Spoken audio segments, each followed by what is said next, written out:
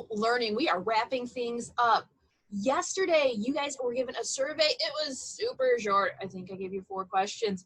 I just wanted you to do that survey, just a little check-in so I could see what needs to be changed, what your thoughts were on everything. So if you didn't get to that survey, please get into Google Classroom and get that survey turned in for me. And let's go into what I would like you to do today. Let's get into what I'd like you to do today. So first thing, you guys, I need you to get all your missing work done, not just for me, for all your teachers. That is the main job this week. Get everything turned in. Now, I was looking at some of the responses yesterday from the survey and something was brought up, so I thought today'd be a perfect day for it. What I'd like you guys to do today, I've sent to you a couple of the 6 mistakes worksheets you guys like to do. You remember back in the classroom, we have them up and you have to identify them. How that's gonna work is I'm gonna send you guys the worksheets today, and in tomorrow's video and stuff, I'll have all the answers. I'll probably even shoot the video out to you guys in Google Classroom as well. So you have the 6 mistakes thing, send it to you in Google Classroom. And then, guys, big deal today in science, SpaceX is going up with the Dragon rocket, the Dragon Crew rocket. So if you get the chance, watch it today. I'm gonna give you guys a link in Google Classroom to view it online, okay? So that's all I can do today, do that 6 mistakes thing, and if you get the opportunity, go ahead and check out the SpaceX launch today. It's around 3:30, 3:45 is when our time. It's going to say 4:40, I believe 4:35, but that's East Coast. So we're going to do 3:30 for us guys. All right. So yesterday was Who Thought of That Thursday, the Tuesday edition. And I'm asked you guys who came up with the idea for video games. And your choices, they were Ada Lovelace, Alan Turing, and Ralph Baer. Now, all these people were important in different aspects of computers and electronics, and the correct answer was Ralph Baer. Ada Lovelace actually was the first person getting credit for doing computer programming. She worked with Charles Babbage, the guy who created the computer. If you remember, that was, I believe, last week's question. So she would work with Babbage, and she was like, hey, maybe we can, turn this computing machine into showing pictures. So that's why I put up here. Alan Turing was a scientist during World War II. He's the person that cracked the Enigma code. So that was a huge deal because that actually helped the defeat of the Nazis during World War II. So fascinating people. And then we have Ralph Baer, also World War II. He lived in Germany, and right before World War II broke out, his family came to America, and one thing led to another, and he became a very successful individual. So let's talk a little bit about Ralph Baer and his invention of the video games. So he was working as an engineer when he got this idea of creating a playing game that worked on TVs, and that was like in 1966, so that was a while ago. The first home video games was by Magnavox. So he worked with Magnavox, which is still a company today. And they created something, or he created something called the Odyssey. And below you see a picture of what that looks like. You have this little thing and you just like twisted the knob. And the first game was Odyssey on there. And they called it the brown box because it didn't look like this that you see. It actually was a box, and it was covered in this brown veneer that made it look like wood, even though it's just like this plastic wrap. And you can find it at the Smithsonian. They have the very first video game console system at the Smithsonian. So that's what he did with Magnavox. He created the Odyssey. Baer was created when inventing something you may know. I have one at home. Simon, the game Simon, the memory game where you click the little things in the order, so you go red, green, yellow. I love this game. I loved it as a kid. I love it still now. It's a great memory game, puzzle game. So he came up with this. So he was pretty successful. I believe he had 150 patents underneath his name. He died, I think it was 2004. It's more recent. He lived a very long life. Very creative individual, had a lot of really great ideas. Obviously changed a lot of things with how we work today. So talking a little bit about video games, Odyssey was a super, it was a success. People were like, wow, this is really cool. But then someone came along and like, that's a great idea. We're going to also get on it. And that was Atari. And a lot of people will say Atari is the first video games. Actually, that'd be Odyssey. Atari was enormous. I'm sold. I played Atari when I was a kid. And I loved it. You get this like little joystick, like you're at the arcade. play Frogger. That was my absolute favorite, was Frogger on there. But Atari was the first super huge one. So, you know, Odyssey was a pretty big hit, but then Atari came and it just took off from there. Big name that you guys know, obviously, Nintendo. Weird fact, Nintendo's been around for over 100 years. And you're like, Mrs. Swinsky, video games were invented back in, you know, the mid-late 1900s. How can Nintendo have existed? It actually was a card-making company. They made playing cards like you would have at home, you know, with jacks, aces. We did them in a classroom when we were doing some of our labs, if you remember. A stimulus and response where you guys had to, you know, collect the cards and put them in the piles.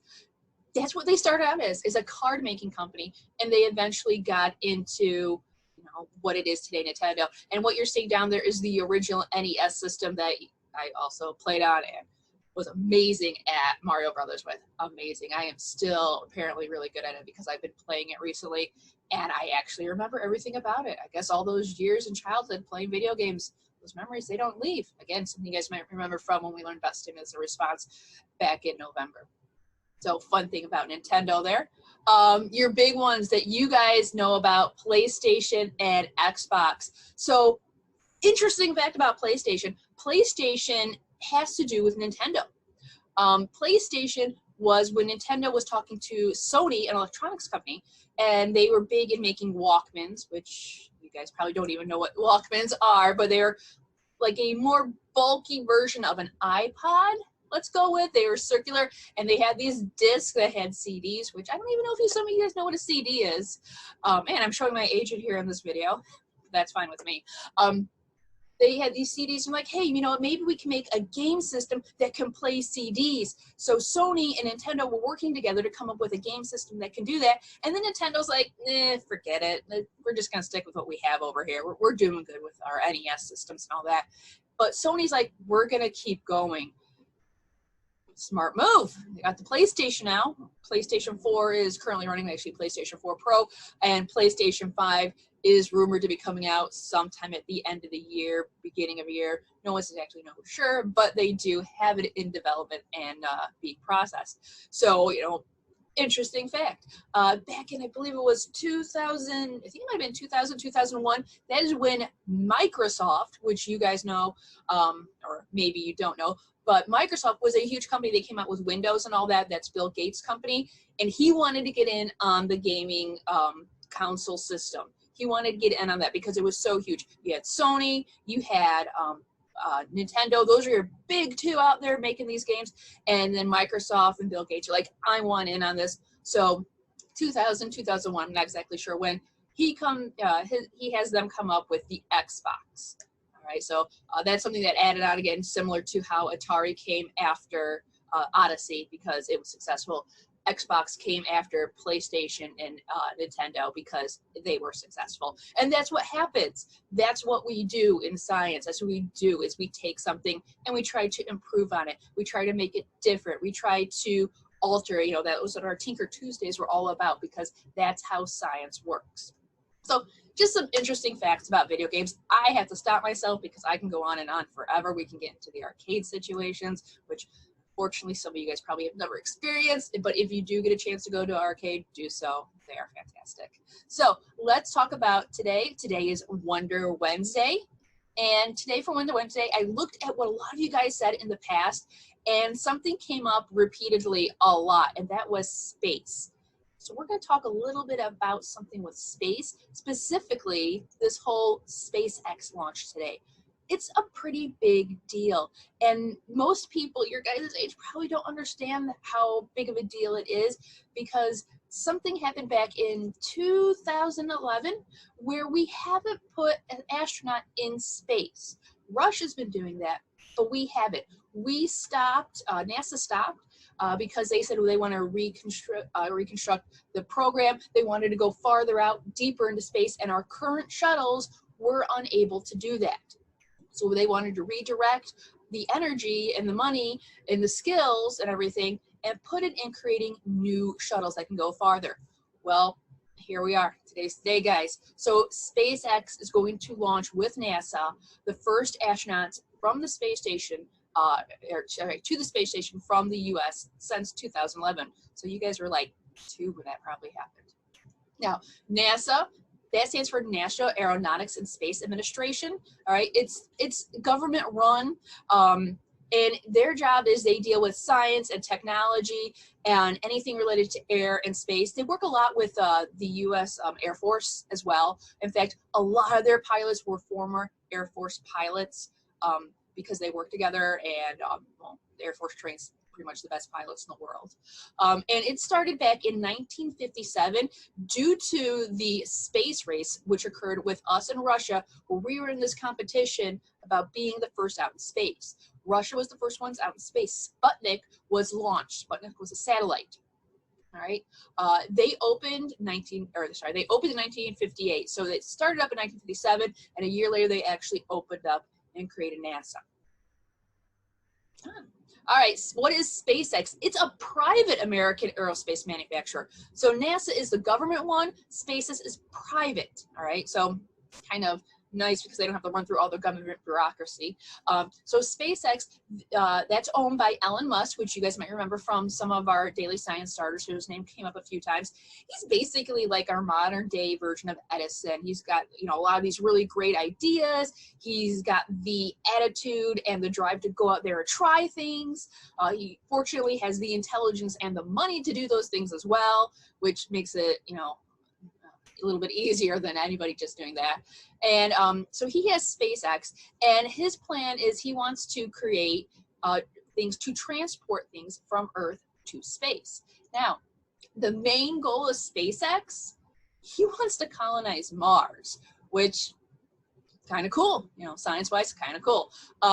They've created the Falcon rockets. There's the Falcon 9 and the Falcon Heavy rockets, which you may have seen some of those being tested in the past.